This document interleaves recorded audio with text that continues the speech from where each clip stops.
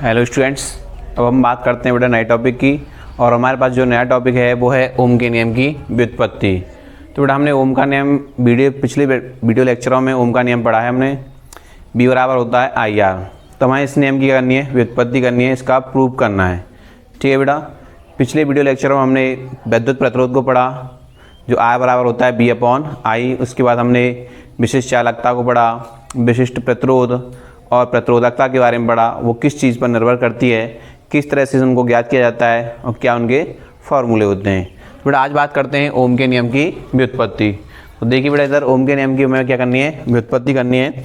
ओम का नियम तो आप जानते हैं कितना होता है बेटा, बी बराबर होता है आई आर। क्या होता है, बी बराबर आई आर होता है। ये नियम हमें निकालना है। तो देखिए बेटा, इसको हम बिल्कुल बेसिक तरीके से सीखेंगे। तो ध्यान दीजिए बेटा, इधर बेटा हमारे पास कोई चालक है एल लंबाई का, कोई बेटा चालक है हमारे पास एल लंबाई का, क्लियर, जिसके दोनों सिरों पर बी विभवांतर आरोपित किया गया है। बी विभवांतर आरोपित किया गया है। इसकी लंबाई है बेटा एल। और इसमें जो इसकी जो विद्युत क्षेत्र जनरेट होगा वो इस डायरेक्शन में होगा बेटा। अब इसमें जो इलेक्ट्रिक फ्लो हो रही है वो इधर से होगी बेटा, क्लियर है, और इधर से आउट होगी। ये पॉइंट P हो गया और ये पॉइंट Q हो गया। इसमें जब इलेक्ट्रिक जो करंट है वो P से Q की ओर फ्लो होगा तो इसके अंदर, चालक के अंदर जो मुक्त इलेक्ट्रॉन हैं उनकी जो डायरेक्शन होगी वो Q से P की ओर होगी। किस वेग से होगी, BD वेग से, क्लियर, किस वेग से, BD वेग से। और इलेक्ट्रिक फील्ड इंटेंसिटी की डायरेक्शन है P से Q की ओर। और A क्या इसकी लंबाई है और A अनुप्रस्थ काट क्षेत्रफल है इसका, क्लियर बेटा। ध्यान दीजिए इधर।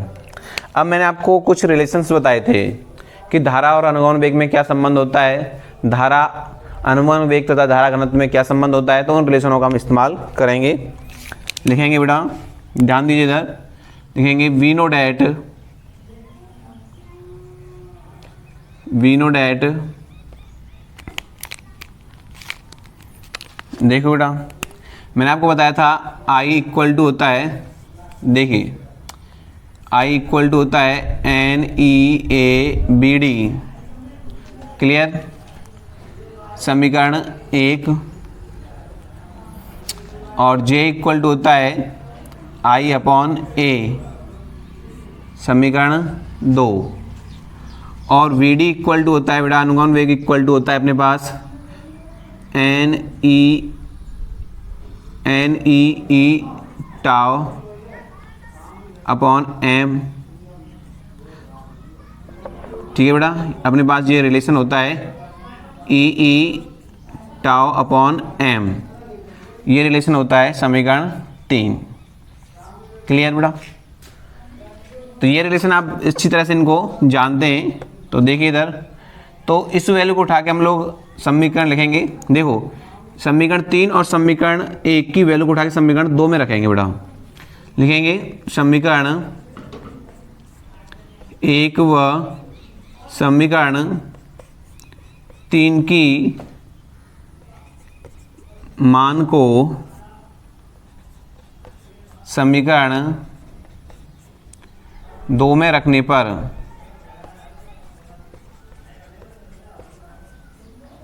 पर तो देखिए J इक्वल टू आएगा अपने पास, I की वैल्यू कितनी है बेटा, NEABD अपॉन A, क्लियर। और VD की जो वैल्यू है हमारे पास, यहाँ देखना, जो VD की वैल्यू रखेंगे इसको रखेंगे यहाँ पर, तो A से कैंसिल आउट हो जाएगा। तो JNEBD आया, क्या है बेटा, BD। तो J इक्वल टू NE, अब VD की वैल्यू कितनी है अपने पास, EE tau upon M, clear. देखो तो J इक्वल टू बेटा अपने इक्वल आएगा NE स्क्वायर और E टाउ अपॉन M। अब यहाँ कुछ जो राशियाँ हैं, क्वांटिटी हैं, वो नियत रहती हैं। कैसी रहती हैं? नियत रहती हैं, कांस्टेंट रहती हैं। तो ये वैल्यू हमारे पास निकल के आ गई बेटा इधर। यहाँ देखो बेटा, यहाँ n व e नियत राशि हैं। कैसी राशि है बेटा? नियत राशि हैं, राशि हैं। क्लियर? कैसी राशि हैं? नियत राशि हैं। तो j इक्वल टू, देखो बेटा इधर मैं इसको ऐसे लिख सकता हूँ, N E tau upon M into E. तो यहाँ एक चीज़ देखो, तो ये चीज़ हमारे पास बन के आगे रिलेशन लिखेंगे यहाँ पर। अब ये जो राशि है बेटा, ये वाली, ये जो राशि है वो किसी समदैशिक, कोई भी समदैशिक और समांगी जो चालक होता है उसके लिए कैसी रहती है? राशि नियत रहती है। कोई भी समदैशिक और समांगी जो चालक होता है उसके लिए ये वाली राशि कैसी रहती है? कांस्टेंट रहती है, जिसे हम क्या कहते हैं? चालकता कहते हैं। क्या कहते हैं बेटा इसको? चालकता। लिखेंगे यहाँ N E square tau upon M किसी समांगी और समदैशिक, समांगी समदैशिक चालक के लिए, चालक के लिए नियत रहती हैं, जिसे चालकता कहते हैं। चालकता कहते हैं। क्लियर है बेटा?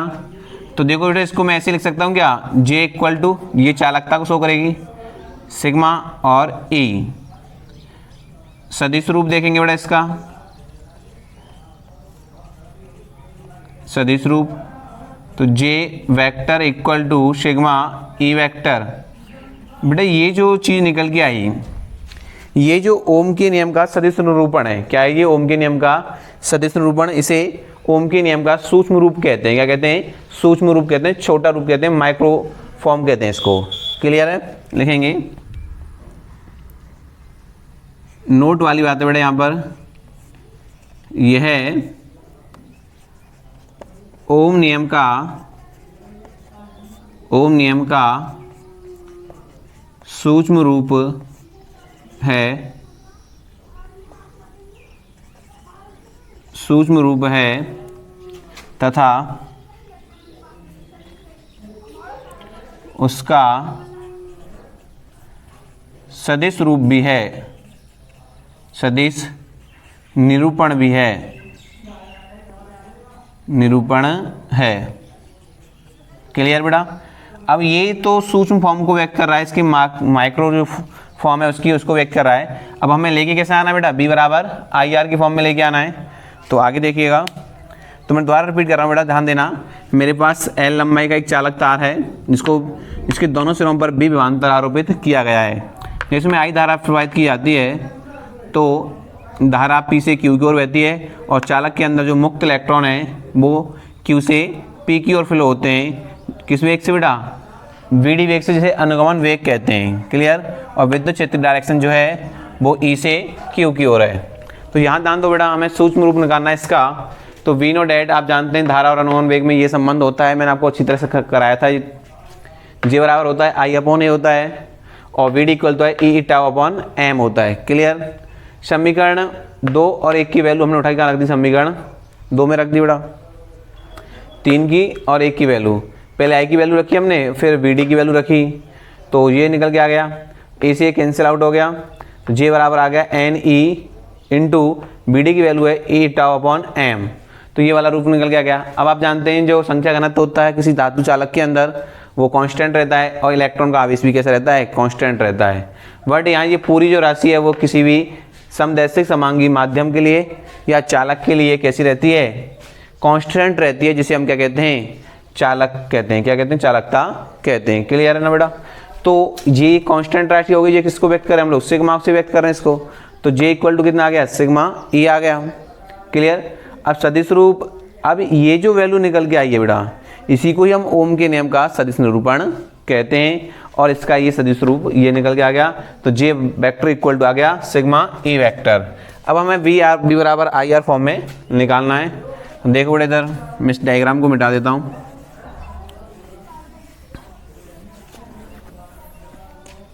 देखो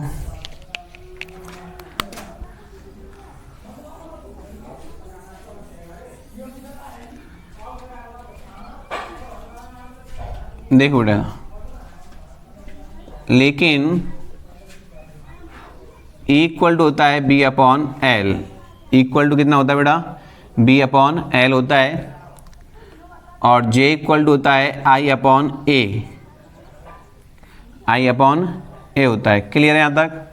अब देखिए हमारे पास जो वैल्यू निकल के आई है जे वेक्टर जे बराबर सिग्मा ई। अब बेटा जे की वैल्यू रखेंगे और ए की वैल्यू रखेंगे, तो जे की वैल्यू हमारे पास कितनी है बेटा? I upon A. क्लियर? और सिग्मा ई की वैल्यू कितनी है? B upon L. तो देखिए बेटा हमारे पास sigma V A equal to आ गया आई एल।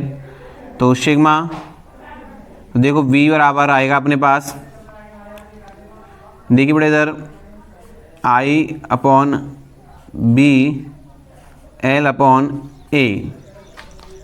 क्लियर है?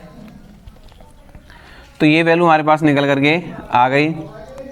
अब ये किसके इक्वल होता है? तो उसको हम एल अपॉन आर ए लिख सकते हैं। लिख सकते हैं बेटा इसको, है ना? तो ये इसके इक्वल आ गया। अब इसका जो उल्टा होता है वो किसको शो करता है बेटा?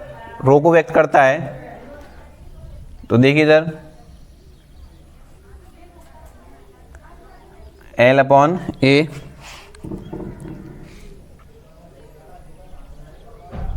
सॉरी बेटा ये इसमें आ गया, इसके नीचे आएगा और सिग्मा, और यहाँ पे भी सिग्मा आएगा। तो यहाँ लिखेंगे लेकिन 1 अपॉन सिग्मा इक्वल टू होता है रो। 1 अपॉन सिग्मा इक्वल टू क्या होता है? रो होता है। तो v इक्वल टू आएगा बेटा अपने पास रो एल अपॉन आर ए। यही निकल के आएगा बेटा। तो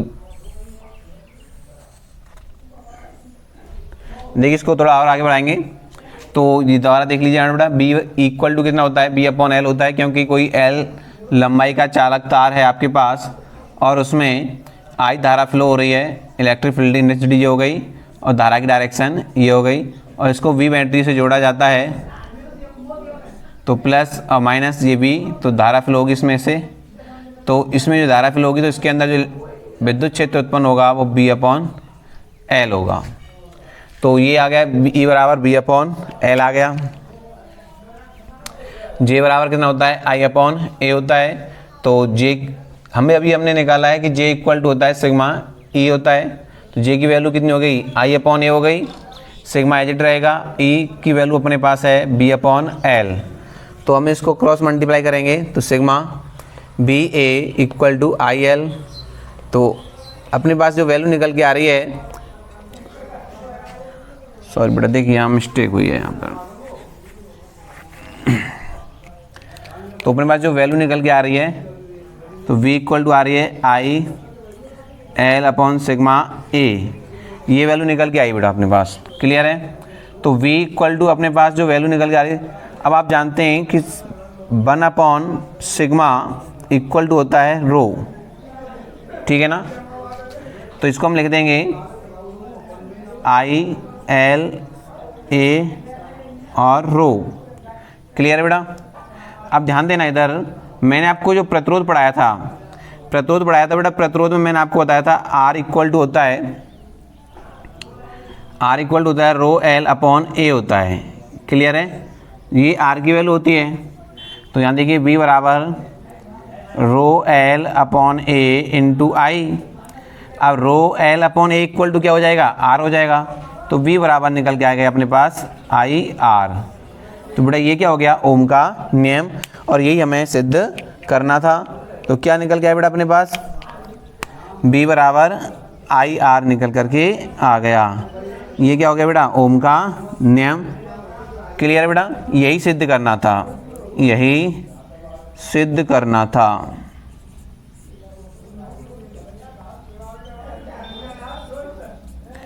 क्लियर बेटा, तो ओम के नियम की क्या हो गई, व्युत्पत्ति हो गई। बिल्कुल बेसिक तरीके से मैंने आपको बताया है। इसमें आपसे पूछ सकता है कि ओम के नियम का सूक्ष्म रूप लिखिए या सदिश निरूपण कीजिए। तो ओम के नियम का सूक्ष्म रूप आप जानते हैं, J equal to sigma E vector होता है। इसी को हम लोग क्या कहते हैं, सूक्ष्म रूप कहते हैं, और इसी को क्या कहते हैं, सदिश निरूपण कहते हैं। थोड़ा सा इससे हमने आगे बढ़ाया, ये बेसिक वैल्यू थी अपने पास, B अपॉन एल, J बराबर I अपॉन ए, इनकी वैल्यू को रखा हमने और इसको हल किया। 1 अपॉन सिग्मा रो होता है और रो एल अपॉन ए क्या होता है, R होता है। क्लियर है। Thank you for watching video.